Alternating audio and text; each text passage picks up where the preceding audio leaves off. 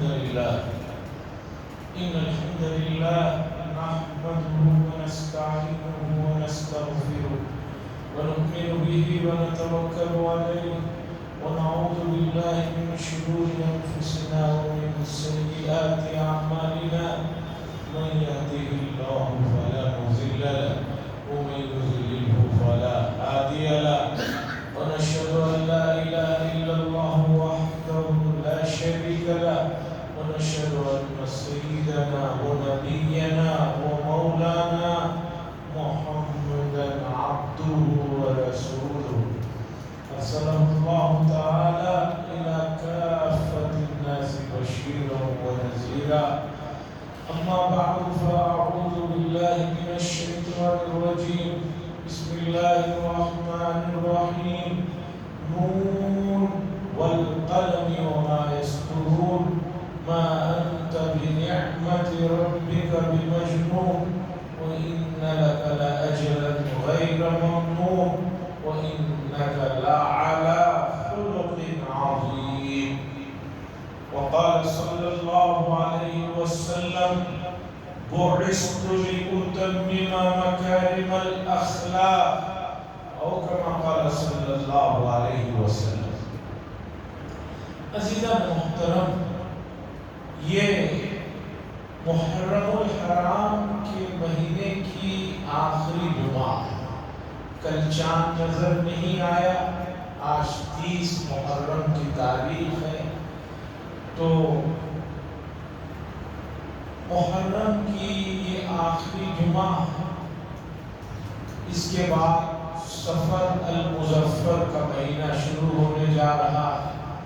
اس موضوع پہ بھی کچھ باتیں آپ حضرات کی خدمت میں پیش کرنا، لیکن اس وقت میں آپ کے سامنے قرآن مجید کی بالکل مکی دور کی ایک سورت کی چند آیتیں پڑھا ہوں. ان آیتوں میں ایک بڑا مضمون اللہ تبارک و تعالیٰ نے رسالت کے ضمن میں ذکر فرمایا.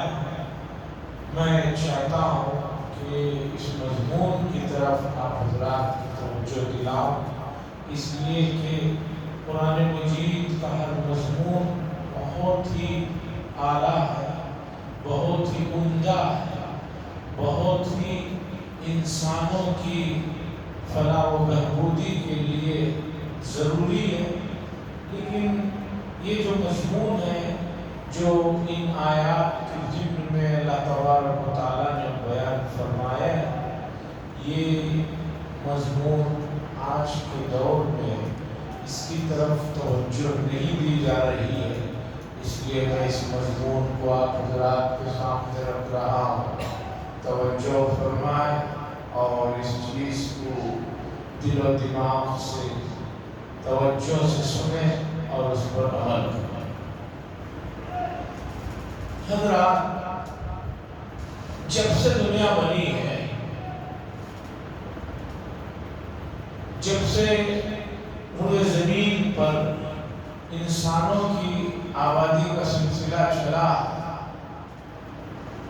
اور ابتدا ہوتی ہے حضرت آدم علیہ السلام سے، انہی کی اولاد میں سے خاص طور پر حضرت نوح علیہ السلام جن کو آدم ثانی بھی کہا جاتا ہے، اس زمانے تک کے جو ہمارے پاس احوال اور وہاں کی پہنچ تک جو تاریخ ہے، اس سلسلے میں جو چیزیں ہم تک پہنچی ہیں، اس میں ایک چیز رہی ہے، وہ یہ ہے کہ یہ چیز اچھی ہے، یہ چیز بری.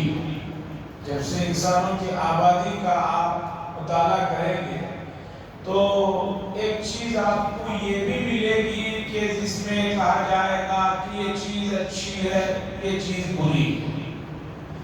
تو اچھائیوں اور برائیوں کی فہرست پھر دنیا کے بڑھتے بڑھتے اور بھی کافی چیزیں اس میں آتی گئی. لیکن ایک چیز ہے کہ جب سے انسانوں کی آبادی بنی ہے تب سے لے کر اب تک اس چیز کو ہر علاقے میں، ہر مذہب میں، ہر دور میں اچھی نظروں سے دیکھا گیا ہے۔ ایسا نہیں ہے کہ ایک چیز جیسے موجودہ زمانے میں ہو رہا ہے، ایک چیز اچھی کہلاتی ہے لیکن ایک مدت کے بعد وہی چیز بری کہلاتی ہے، وہ چیز ناپسندیدہ ہو جاتی ہے۔ مثال کے طور پر لیجئے، فون کو لے لیجئے۔ فون کی جب ابتدا ہوئی تھی تو فون اتنے بڑے بڑے سائز میں ہوا کرتے تھے، اس میں بس بٹن ہوتے تھے اور میموری پاور بھی اس کا بہت محدود ہوتا تھا۔ اس زمانے میں وہ فون رکھنا بہت بڑے آدمی ہونے کی علامت تھی۔ تقریباً 2000 یا اس سے 1-2 سال پہلے کا واقعہ جب موبائل کی ایجاد یا اس کی عام رسائی ہمارے ملک میں ہوئی۔ مجھے بتائیے کہ جو فون اس زمانے میں کسی آدمی کے ہاتھ میں دیکھنا کتنی خوشی کی بات ہوتی تھی اور اس کے لیے کتنے فخر کی بات ہوتی تھی، لیکن 25 سال کا عرصہ گزر گیا ہے، اب وہی فون اس آدمی کے ہاتھ میں دیکھیں گے تو لوگ مایوب سمجھیں گے، کہیں گے کہ بھئی یہ ابھی تک یہاں ہے 25 سال پرانی چیز میں، اب وہ چیز اپنا مقام اور اہمیت کھو چکی ہے۔ اب اس کے جو نئے ورژن آئے ہوئے ہیں وہ پسندیدہ ہیں، اب آدمی اس فون کو لینے میں اس طرح کی خوشی کا اظہار نہیں کرتا بلکہ اسے چھپانا ہی پسند کرتا۔ تو پتہ چلا کہ ایک چیز ایک زمانے میں پسندیدہ تھی لیکن وقت گزرتے ہی اس کی جو ہے پسندیدگی ختم ہو گئی۔ لیکن کچھ چیزیں ایسی ہیں کہ وہ حضرت آدم علیہ السلام سے لے کر اب تک بھی پسندیدہ ہی ہیں اور کچھ چیزیں ہیں وہ غیر پسندیدہ ہی ہیں۔ تو جو چیز ابتدا سے ہی پسندیدہ ہے اور اب تک بھی پسندیدہ ہے اور آگے بھی پسندیدہ رہے گی، تو ایسی چیز جو ہے وہ عمدہ چیز ہے، وہ بے مثال چیز ہے، بے نظیر چیز ہے، لاجواب چیز ہے۔ ان چیزوں میں سے ایک چیز ہے جو اس زمانے سے لے کر اب تک چلے آ رہی ہے، جس کا ذکر اس زمانے کی کتابوں میں بھی ملے گا، اس زمانے کی تاریخ میں بھی ملے گا، ماحول میں بھی ملے گا، ہر جگہ اسے اچھی نظروں سے دیکھا گیا ہے۔ ان چیزوں میں سے ایک چیز ہے اخلاق۔ اخلاق یہ لفظ ہر زمانے میں پسندیدہ رہا کہ بھئی ان کی تہذیب میں اخلاق ہے، اس بچے میں بڑے اخلاق ہیں اور اس معاشرے میں اخلاق ہے، اس دین میں اخلاق ہے۔ تو اخلاق کا لفظ اور اخلاق کے پیچھے کا جو پس منظر ہے، آدم علیہ السلام کی شریعت سے لے کر اب تک آپ اگر اس کا مطالعہ کریں گے تو پتہ چلے گا کسی زمانے میں بھی ایسا نہیں رہا کہ عمدہ اخلاق کو اچھا دیکھا گیا ہو اور وہی عمدہ اخلاق کسی زمانے میں جو ہے اس کی ویلیو نہ رہی ہو، اس کی اہمیت نہ رہی ہو، اسے اچھی نظروں سے نہ دیکھا گیا۔ تو اخلاق اور اعلیٰ اخلاق، اعلیٰ اخلاق کی ہمیشہ سے ویلیو رہی ہے۔ اب اخلاق کیا چیز ہے، اعلیٰ اخلاق کیا چیز ہے، یہ مسئلہ میں آپ کے سامنے رکھنا چاہتا ہوں، چونکہ یہ وہ چیز ہے کہ ہر زمانے میں یہ پسندیدہ رہی ہے اور اس چیز کو، عمدہ اخلاق کو، اعلیٰ اخلاق کو، اس کے بالکل آخری مرحلے تک پہنچانے والی جو چیز ہے، اس چیز کو ہم کہتے ہیں شریعت مصطفی صلی اللہ علیہ وسلم۔ اخلاق کی جو ابتدا ہوئی ہے، اسے جو پروان چڑھایا گیا ہے اور اسے بالکل اس کے آخری مطمع نظر پر، اس کے آخری مقام تک جنہوں نے پہنچایا ہے، وہ شخصیت ہے حضرت محمد رسول اللہ صلی اللہ علیہ وسلم۔ تو جو چیز زمانے میں ہمیشہ پسندیدہ رہی ہے اور ہمیشہ پسندیدہ رہے گی وہ ہے اعلیٰ اخلاق، اور اس کو عروج پر لے جانے والی چیز جو ہے وہ رسول اللہ صلی اللہ علیہ وسلم کی ذات گرامی ہے۔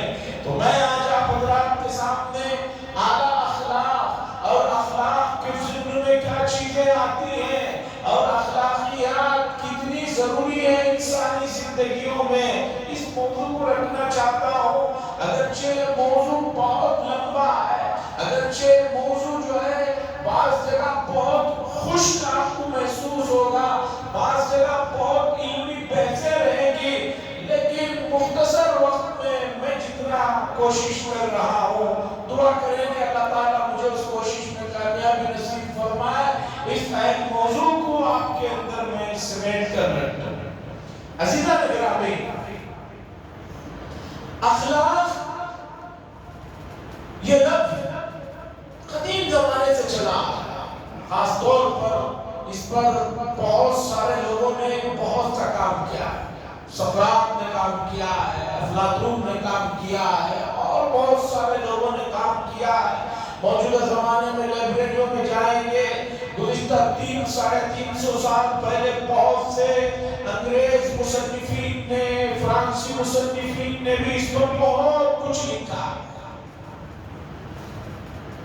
اور اس پورے موضوع کو اللہ جزائے خیر دے ہمارے جو اکابرین گزرے ہیں، علماء امت جو گزرے ہیں، ان کا بڑا احسان ہے کہ انہوں نے بہت غربت کے دور میں، بہت تنگی کے دور میں بھی انہوں نے دین کے کام پر جو محنتیں کی ہیں اور اپنے آپ کو جو وقف کیا ہے، اس کی مثالیں آپ کو نہیں ملیں گی۔ مثال کے طور پر لیجیے علامہ شبلی نعمانی صاحب کو، ان کی کتاب ہے سیرت النبی صلی اللہ علیہ وسلم۔ سیرت کے موضوع پر یہ وہ واحد کتاب ہے کہ جس کے بارے میں ہم دعویٰ کر سکتے ہیں اور فخر سے کہہ سکتے ہیں کہ اس درجے کی تحقیقی اور اس درجے کی بالکل تلخیص اور ترکیز کی ہوئی کتاب کسی بھی زبان میں آپ کو نہیں ملے گی۔ اور مصنف کی محنت کا عالم دیکھیے، ان کی جفاکشی کا عالم دیکھیے کہ جب ان کو پتا چلا کہ فرانسی زبان میں، فرنچ میں رسول اللہ صلی اللہ علیہ وسلم کی ذات اقدس پر کچھ کیچڑ اچھالا گیا ہے اور آپ کی ذات پر کچھ اس طرح کی عرب شراب باتیں کہی گئی ہیں، تو علامہ شبلی نعمانی صاحب نے فرانس کا دورہ کیا، یورپ کا دورہ کیا، اور فرنچ زبان مختصر 15-20 دن میں سیکھ کر خود سے مطالعہ کر کے انہیں اعتراضات کو جو انہوں نے اپنی زبانوں میں، اپنی کتابوں میں کیا تھا، اس کا جواب اور اس کے سلسلے میں ان کی جو غلط فہمیاں تھی اسے دور کی۔ فرنچ زبان صرف سیکھا ہے رسول اللہ صلی اللہ علیہ وسلم کی محبت۔ یہ ہوتی ہے بات۔ آج ہم بھی بہت سی زبانیں سیکھ رہے ہیں، اللہ کی نعمت ہے، سیکھیے۔ وَإِخْتِلَافُ أَلْسِنَتِكُمْ وَأَلْوَانِكُمْ، اللہ نے اسے نعمتوں میں شمار فرمایا، لیکن کبھی ہم نے سیکھتے ہوئے اس کے پیچھے کوئی اخروی، کوئی اسلامی سوچ نہیں رکھی۔ ہم نے ان زبانوں کو صرف اور صرف اپنی مادی زندگی کو جوڑ کر جو ہے اسے دیکھا، یہ سوچ ٹھیک نہیں۔ ہم کسی بھی زبان کے مخالف نہیں۔ کیوں مخالف ہو سکتے ہیں جب قرآن نے زبانوں کو نعمت کہہ رہا ہے؟ شبلی نعمانی صاحب نے سیرت پر کتاب لکھنے کے لیے جب پتہ چلا ایسا ہو رہا ہے تو فرنچ زبان سیکھی اور ان کے کتابوں کو مطالعہ کیا اور اس کے جوابات۔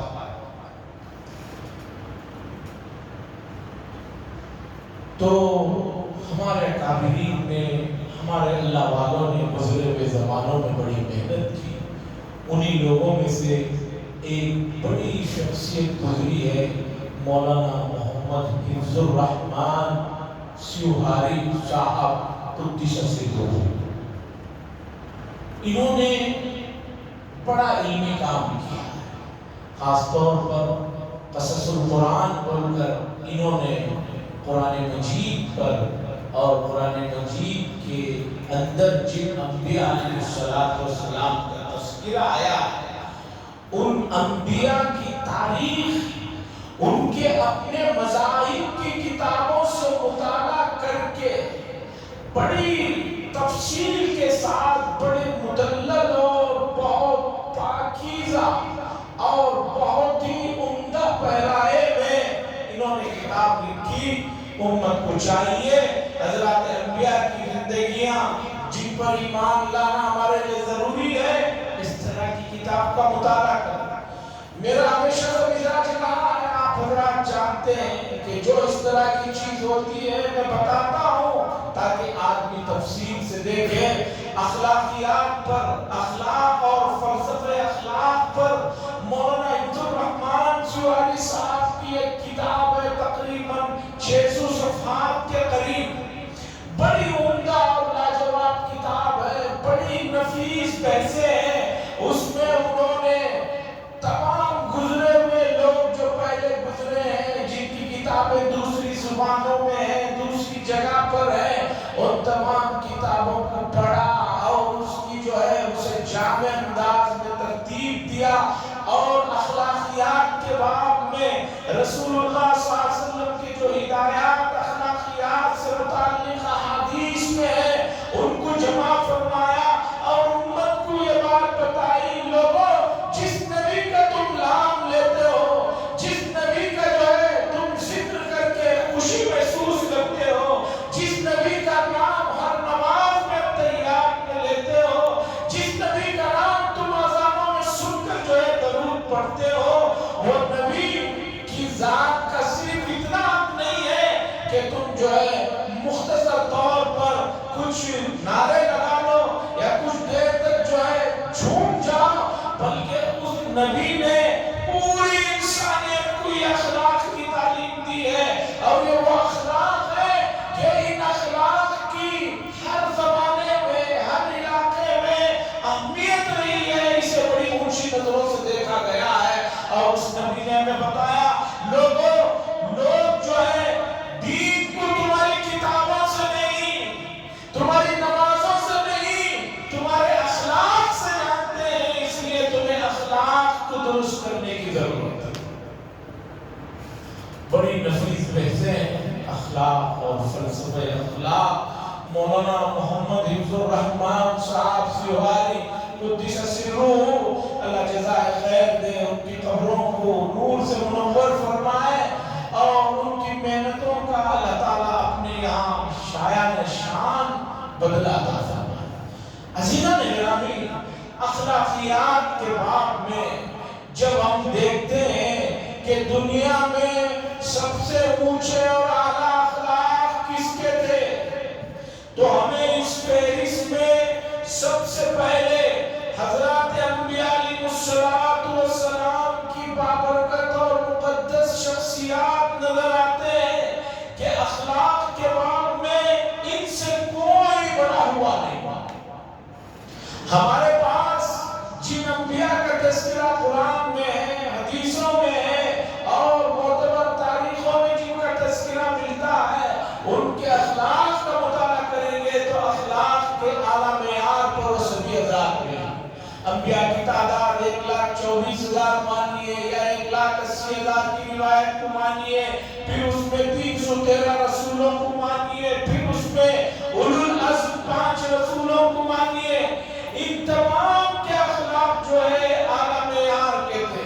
پھر ان انبیاء میں فضیلتوں میں بعض پر جو ہے مقام رکھتے تھے، قرآن نے بھی ذکر کیا تِلْكَ الرُّسُلُ فَضَّلْنَا بَعْضَهُمْ عَلَىٰ بَعْضٍ، کہ ہم نے بعض رسولوں کو بعض پر فضیلت دی، کچھ ان کا مقام اس سے اونچا تھا، کچھ مقام میں یہ بڑے ہوئے تھے، لیکن پوری انسانیت کی تاریخ میں سب سے اعلیٰ شخصیت، سب سے عمدہ اخلاق کا مرجع و ماوا اگر ہم تلاش کرتے ہیں تو اس تلاش کو آ کر یہاں ختم ہونا پڑتا ہے کہ وہ تلاش حضرت محمد رسول اللہ صلی اللہ علیہ وسلم پر آ کر ختم ہو جاتی ہے۔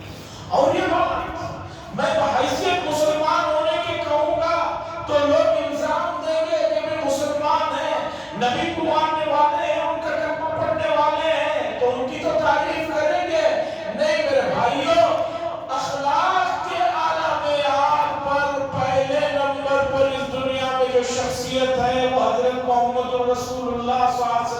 کی ہے، اور اس بات کی گواہی میں نہیں لے رہا ہوں۔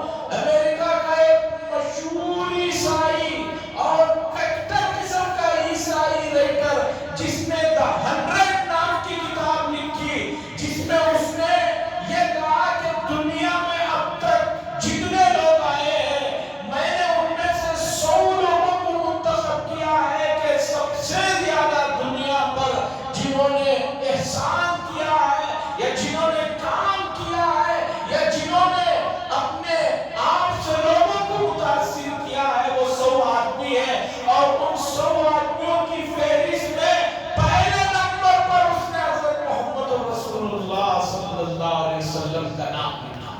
کتاب جب بازار میں آئی ہے تہلکہ مچ گیا، عیسائیت بھوچال میں آ گئی، عیسائی خطرناک ہو گئے کہ ہمارا آدمی کتاب لکھا ہے اور اس میں حضرت عیسیٰ علیہ السلام کو پہلے نمبر پر نہیں رکھا، دوسرے نمبر پر بھی نہیں رکھا تھا، اس نے عیسیٰ علیہ السلام کو غالباً تیسرے یا اس کے بعد نمبر پر رکھا تھا۔ غضبناک ہو گئی تو کتاب کے دوسرے ایڈیشن میں The 100 کے مصنف کو اس بات کو بتانا پڑا کہ بھئی میں نے کیوں پہلے نمبر پر جو ہے محمد رسول اللہ صلی اللہ علیہ وسلم کو رکھا۔ عزیزان گرامی، قرآن نے کہا یقولون بافواہہم ما لیس فی قلوبہم، بعض لوگ ہیں جو صرف زبانوں سے کہتے ہیں دل میں ان کی وہ چیز نہیں ہے۔ آج امت مسلمہ رسول اللہ صلی اللہ علیہ وسلم کی محبت کے دعوے میں زبانی جمع خرچ بہت کر رہے ہیں، لیکن دل میں اگر یہ زبانی جمع خرچ کا کچھ حصہ بھی آ جائے تو زندگیوں میں تبدیلی آئے۔ عزیزان گرامی، مسلمانوں کی تاریخ پر یہ بھی ایک بڑا الزام ہے کہ مسلمان بڑے خونخوار رہے ہیں، بڑے جنگجو رہے ہیں، بڑے تلوار باز رہے ہیں، اور انہوں نے اپنی تلوار کے زور پر اسلام کو پھیلایا، یہ بھی الزام ہے۔ لیکن اسی الزام میں اس بات کا بھی ثبوت موجود ہے کہ اگر اس طرح ہوا ہوتا تو دنیا میں رسول اللہ صلی اللہ علیہ وسلم کے وفات کے بعد خلافت راشدہ کے زمانے سے لے کر تقریباً 500 سال تک جو امت مسلمہ کی حکومت پوری دنیا میں رہی، وہاں کوئی بھی آپ کو عیسائی، کوئی بھی گرجا گھر اور اسی طرح کوئی بھی جو ہے مندر یا اس طرح کی پوجا کی چیزیں نہ ہیں۔ لیکن تاریخ بتا رہی ہے کہ اس دور میں بھی یہ چیزیں تھی، بلکہ ان کو جو ہے ان کے حساب سے مراعات حاصل۔ حاضرین الزام لگانے والے لگاتے رہیں گے، آپ کو متزلزل کرتے رہیں گے، آپ کو بھڑکاتے رہیں گے، آپ کو بہکاتے رہیں گے، آپ کو غصہ دلاتے رہیں گے۔ آپ غصے میں مت آئیے، اس لیے کہ آدمی جب غصے میں آتا ہے تو اس کی عقل جو ہے کام کرنا چھوڑ دیتی ہے۔ ماہرین اس بات کو مانتے ہیں۔ قرآن نے کہا وَالْكَاظِمِينَ الْغَيْظَ وَالْعَافِينَ عَنِ النَّاسِ، غصے کو پی جانا اور لوگوں کو معاف کر دینا، یہ اعلیٰ اخلاق ہیں، یہ عمدہ جو ہے مثالیں ہیں۔ اخلاقیات کا باب بہت بڑا ہے۔ اخلاقیات میں جو چیزیں ہیں وہ ہر زمانے میں پسندیدہ رہی ہیں۔ اخلاقیات میں سچائی پہلے نمبر پر ہے، سچائی ہمیشہ پسندیدہ ہے۔ اب امت مسلمہ اپنے معاشرے کا تجزیہ کرے، اس کی تحلیل کرے اور اسے پریکٹیکل انداز میں دیکھے کہ آج امت مسلمہ صدق یعنی سچائی کے معاملے میں کس درجے پر کھڑی ہے۔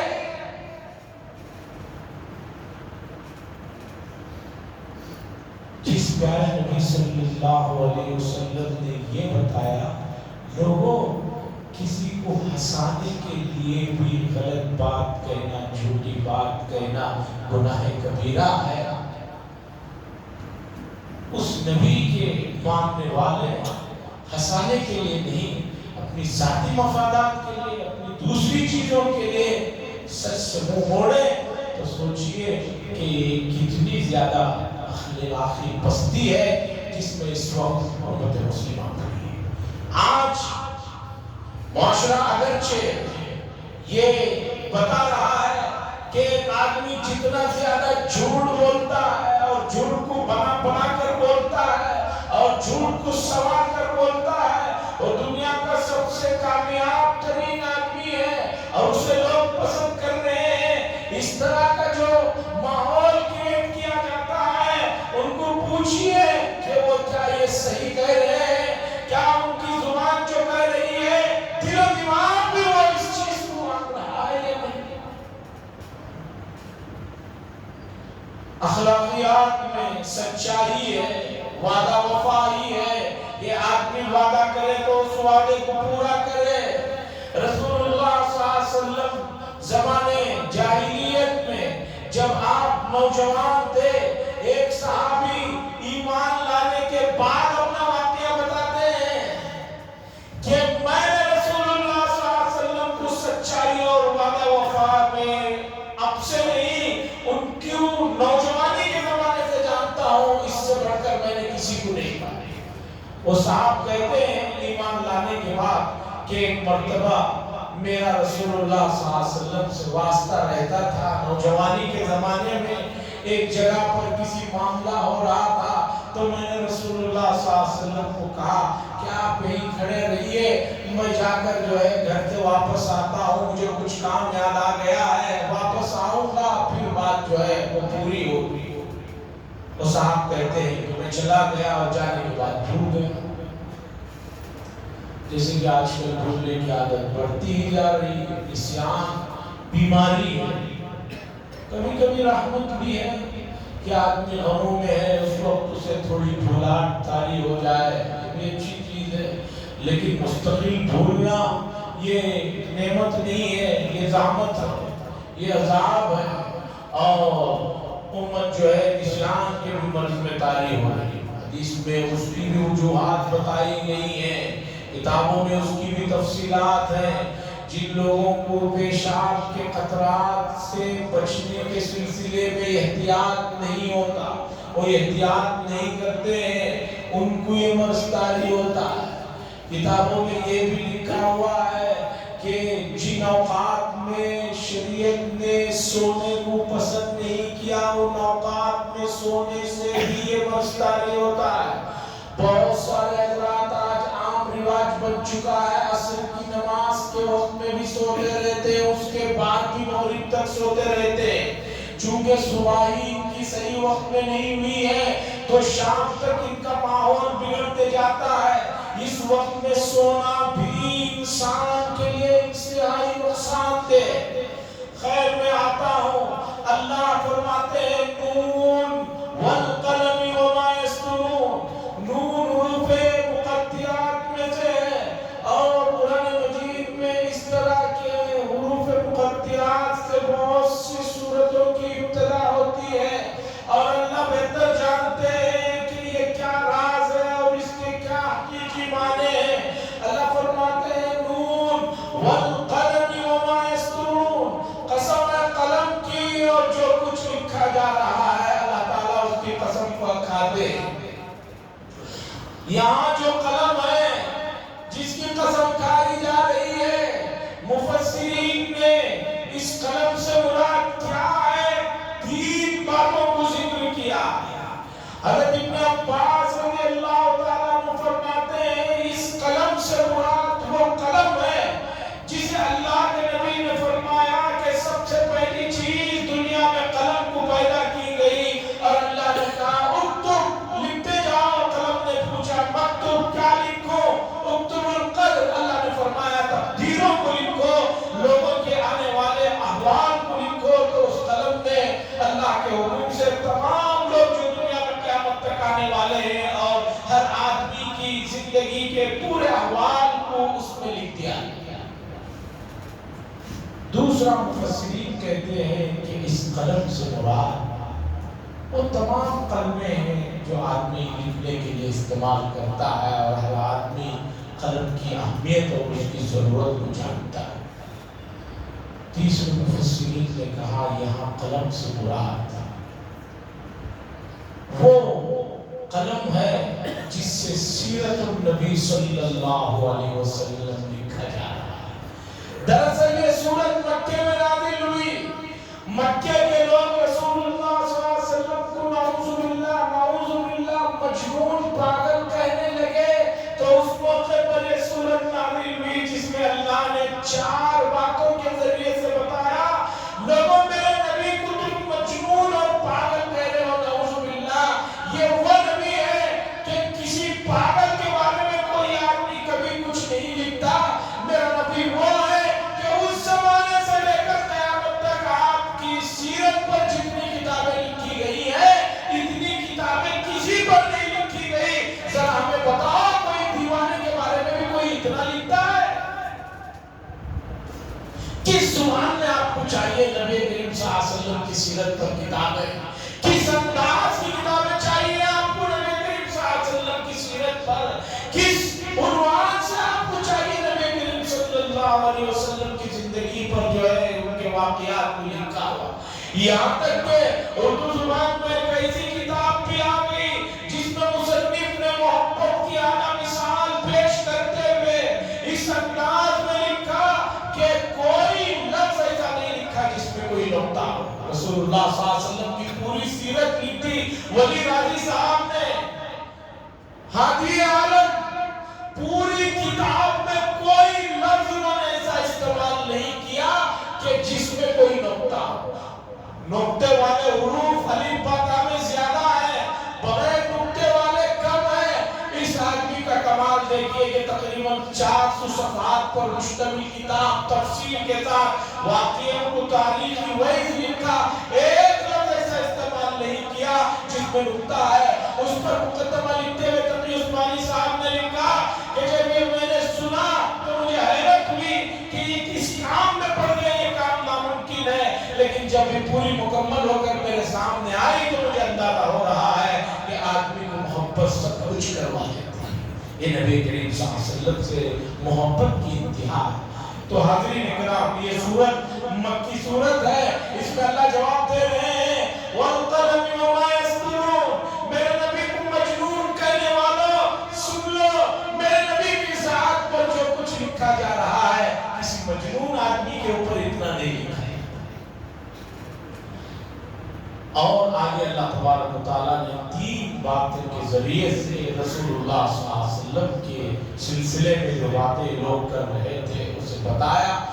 وہ آگے چل کر آپ نے فرمایا وَإِنَّكَ لَعَلَىٰ خُلُقٍ عَظِيمٍ، اور بے شک آپ بہت بڑے اور عمدہ اخلاق پر ہیں۔ اخلاقیات کی بحث کو شروع کرتے ہوئے میں نے یہ آیت پڑھا، یہاں تک پہنچنے سے پہلے وقت نے جو ہے رخصت لے لیا ہے۔ یہ بڑی بات ہے، آج اخلاقیات کے میدان میں امت مسلمہ 0 سے 0 ہوتی چلے جا رہی ہے۔ اس چیز کی طرف ہمیں توجہ دینا ہے، اسلام نے ہمیں بہت کچھ سکھایا ہے۔ اللہ سے دعا فرمائے اللہ اس مسئلے کو ہمیں سمجھنے کی اور اس کے تقاضوں پر عمل کرنے کی اور اس کی زندگی میں اپنانے کی توفیق نصیب فرمائے۔ وآخر دعوانا الحمدللہ رب العالمین۔